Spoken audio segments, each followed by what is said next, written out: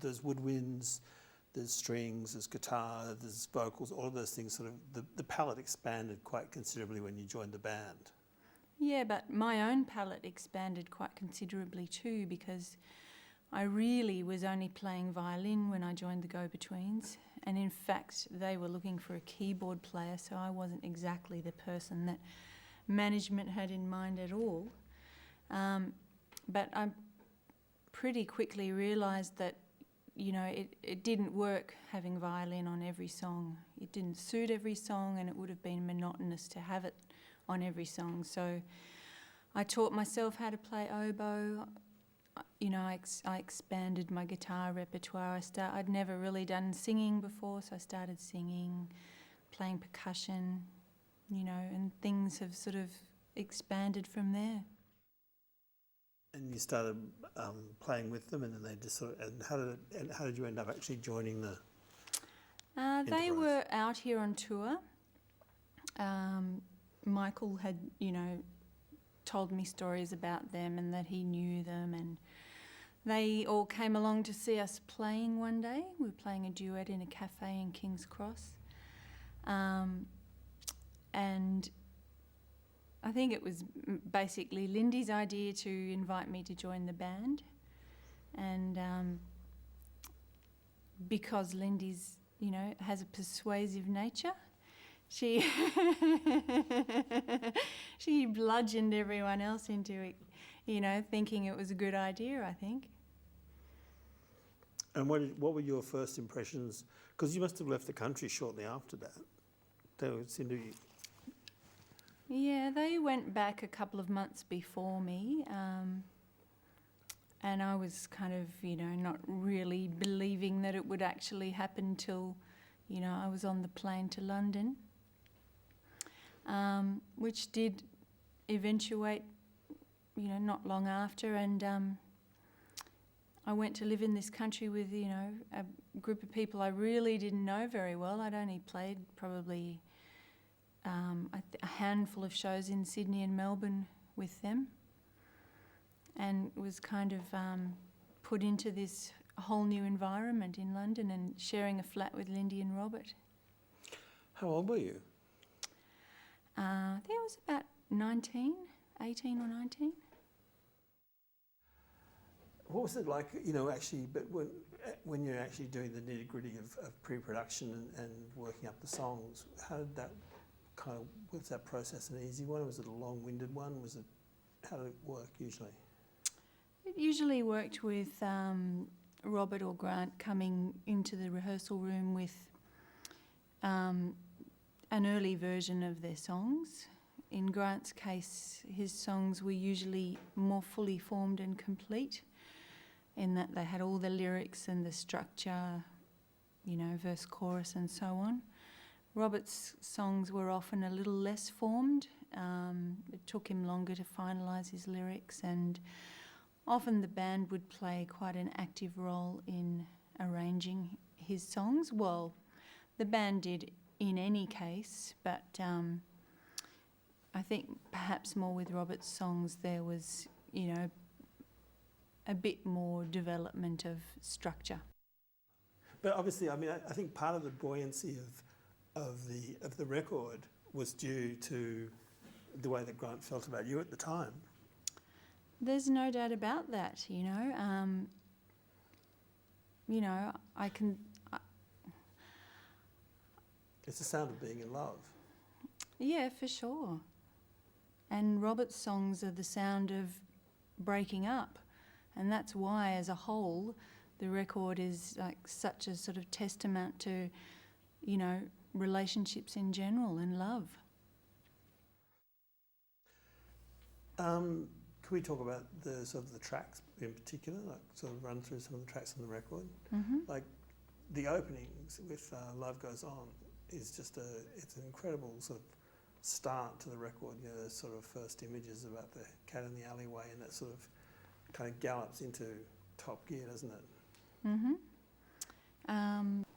Yeah, I mean, Love Goes On is just, it's an unashamedly, you know, excitable song about love and lust and the excitement of those early throes of a relationship, and it captures all of that really well. And instrumentally, that's reflected with the kind of it's quite a fast tempo. There's a sort of a muted guitar part that John Wilsteed played. I think that when the song drops down in the final verse, sounds like a little racing heartbeat. So, as a piece of art, it does exactly what it's supposed to do. It just captures that, kind of, just rush and excitement of early love.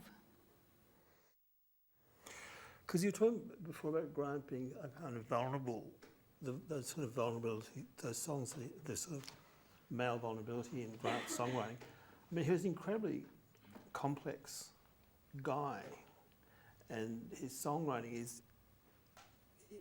he wasn't, in some ways he was kind of not that revealing, I always found. He wasn't... Oh, I don't think Grant would have ever been revealing about personal things, on a regular basis, just hanging out with him as a friend, but there's an incredible amount about him in his songs. Did you find, I don't know, also Robert once said, there was something kind of, there was an unknowable core to Grant that, not even he could penetrate.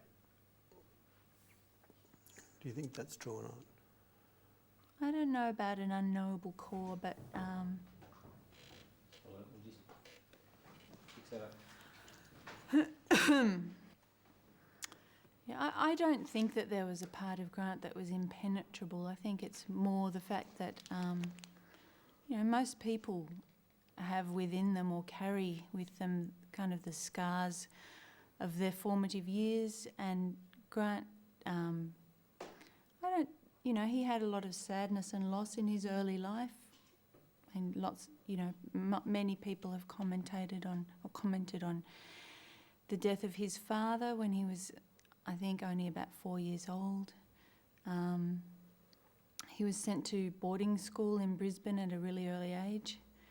And, for somebody at that time who, had a poetic and romantic heart, being in Brisbane in the 70s, it was probably, quite an isolating, alienating environment to be in. And it was small wonder that he and Robert found each other at university and bonded so well, because they certainly would have been the odd ones out in that environment. Yeah, there's also something quite melancholic in Grant's writing that was very different from the person that you would, meet. He was a very social kind of bon vivant kind of guy, but his writing was often very, very melancholic. Well, that's sad. What I mean. In person, Grant was the most amiable, gregarious, likeable person. Everybody loved him. But, no one is like that all the time. And, I think that the melancholic, retrospective side of his nature came out through his art and his lyric writing. But, certainly as a person to be in a relationship and live with, it wasn't like these kind of dark clouds of depression or black moods surfaced at home. That didn't really happen either, We lived together very happily. I just think that, most people have a melancholic side. And with Grant, it was just beautifully and poetically expressed. You mentioned Bob Dylan. I always imagine life in the Go-Betweens would be endless discussions about Bob Dylan B-sides. Oh, probably only amongst Robert and Grant. And Lindy and I both like Bob Dylan, but we never were kind of, sycophantically obsessed with him in the same way that Robert and Grant were. They also, their music taste seemed to be like there were two separate people who had the one taste. You know, I don't know, it was kind of an odd... Robert and Grant? Well, in some areas, particularly Bob Dylan, but I'd say they had quite different taste in literature and poetry and film. Quite different. But there was a lot of discussion of that kind of thing. Oh, yeah, you know, because, you know, they're two like-minded people. In fact, we all were, you know, we were all interested in film and literature. We go on tour and everybody would be reading a novel on the bus. There'd be like, there was no porn or, you know, trashy magazines or, you know, even tabloid newspapers. It was highbrow all the way. Right. So you would have been one of the few groups in touring in the pub circuit of the 80s that knew who Anne Sexton was. Yeah, and I'm quite proud of that. You and Paul Kelly probably had that little field all to yourselves. Well, yeah, that's, you know, Grant and Paul Kelly bonded over Raymond Carver and probably other American writers. Dirty realism. So which was the song that wasn't written about you? Was there anything I could do? A few people have said that that's kind of the weakest song on the album, and I would agree with that. I don't think that it's lesser musically than any of the other songs. I think the band were really great playing the song and arranging it, and it has a fantastic energy. You know, all the playing is, you know, really good, but and even the melody, you know, it's a great pop song. I can see why that, you know, the record label wanted to make it a single, even though we didn't really want to. Its weak point is its lyric, and I think it was just one of those songs, as I was saying before, Grant was very prolific and would be constantly churning out songs, and I think that Was There Anything I Could Do was one of those songs where, you know, the lyrics weren't really from the heart and they weren't personal, and therefore that song is sort of a bit of the black sheep of the album in a way, you know. It's a contrived situation. It's an imagined story of a kind of, you know, I imagine you know, a slightly unhinged Betty Blue type character, a female, you know, protagonist of the story. In, you know, with the beauty of hindsight, it's tempting to say that it had a prophetic nature because a couple of years later, that's exactly what I did. Packed up my bags and left Grant. Just one day, packed up and left, and that was it. But that would be just complete projection in hindsight. And at the time, you know, I think that song was just, you know, yeah, as I said, it's just kind of the odd song out, really, and that all the other songs are so personal and heartfelt and real. And that one's more like a sort of just a narrative. So Lover's Lane came out and you went on the road and you did the REM World Tour or European Tour. What was that like? Touring with REM? I didn't really know too much about REM until we toured with them. We all got on really well. I think there's probably perhaps a little bit of competitiveness from Robert and Grant with them. But Lindy and I really had a good time hanging out with them and getting to know them. So the whole thing was a really, you know, positive experience from that perspective, even though financially it kind of got us further into the whole of record company debt from which we still have not emerged. You know, I have really only good memories of it, and subsequently they invited me to play with them, touring the south of America on the Monster Tour. And, you know, it's kind of been a bit of an enduring relationship through the years.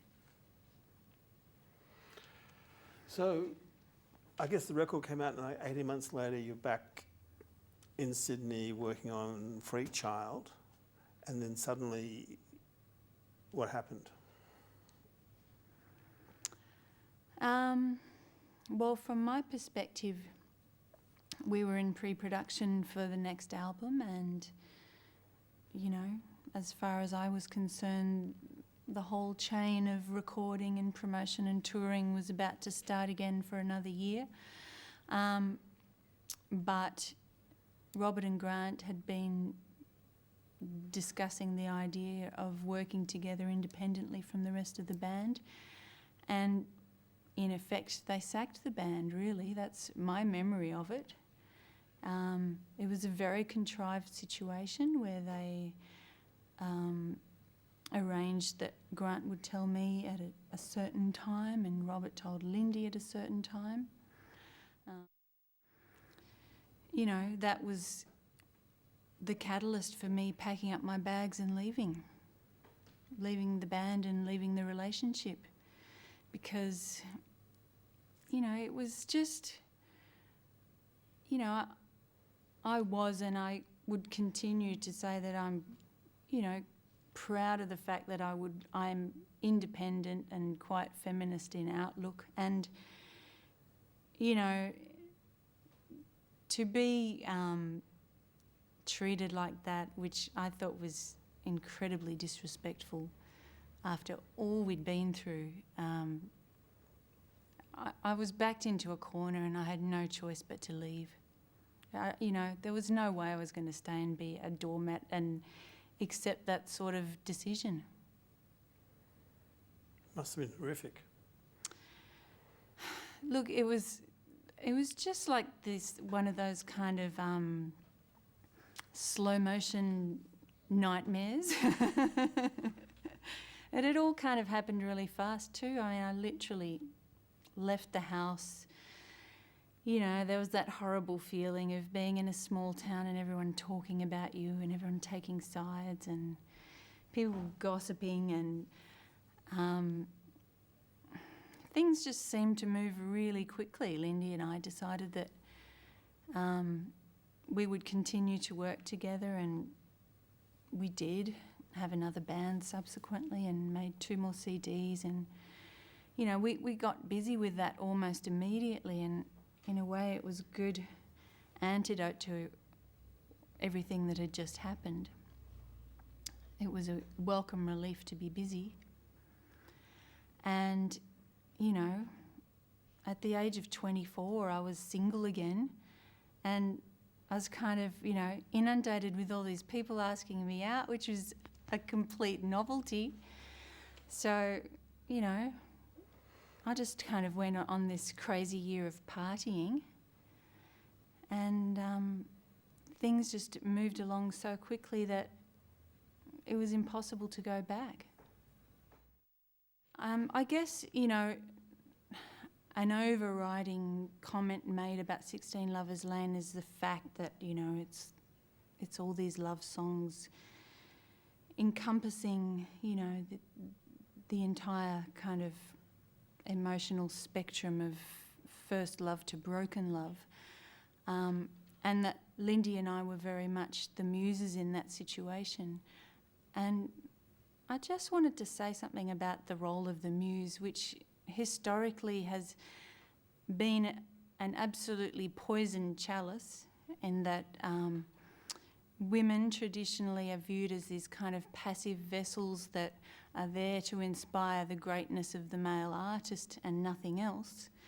When, you know, the reality of the Go-Betweens was that Lindy and I were part of the collective, and, you know, as musicians were very active musical contributors, as well as the fact that I think being in relationships, we were probably live-in full-time editors and critics as well. And I think that's one reason why the songs on 16 Lovers Lane are so strong, and there isn't really a bad song, is, you know, it's because of that constant presence that as a partner, or a muse if you like, you have the license to say, you know, that song's just not as good as the others, we're not doing it, or, you know, that lyric's bad, or, you know, we have to rearrange this bit. And